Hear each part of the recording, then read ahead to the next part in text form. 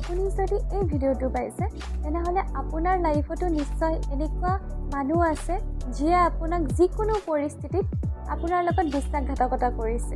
আজি মই চাম যে এতিয়াও আপোনাৰ লগত তেনেকুৱা মানুহ আছেনে, বা তেনেকুৱা কোনোবা মানুহৰ আগত আপোনালোকৰ মনৰ কিবা গোপন কথাই হওক বা আপোনালোকৰ প্লেনিঙৰ কথাই হওক কাৰোবাৰ আগত শ্বেয়াৰ কৰিছে নেকি? যদিহে শ্বেয়াৰ কৰিছে, সেই পাৰ্চনজন বিশ্বাসযোগ্য হয়নে? নিজকে এলাউ কৰিব জানিবলৈ। আৰু লগতে যিজন পাৰ্চনৰ আগত আপোনালোকৰ পাৰ্চনেল কথা শ্বেয়াৰ কৰিছে, সেই পাৰ্চনজনৰ নাম মনতে 3 বাৰ ভাবিব আৰু ইয়াৰে এনাৰ্জি ক্লেইম কৰিবলৈ স্ক্ৰীনত ডাবল টেপ কৰক। লগতে এনাৰ্জি এক্সচেঞ্জৰ কাৰণে যিকোনো এজন পাৰ্চনলৈ ভিডিঅ'টো শ্বেয়াৰ কৰক।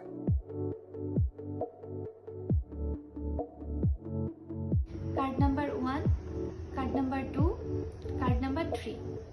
এই 3খন কাৰ্ডৰ ভিতৰত আপোনালোকে যিকোনো এখন কাৰ্ড নিজৰ ইনটিউশ্যন ইউজ কৰি চিলেক্ট কৰিব। মই ইয়াৰে এনচাৰজনত পিন কমেণ্টত। তেতিয়ালৈকে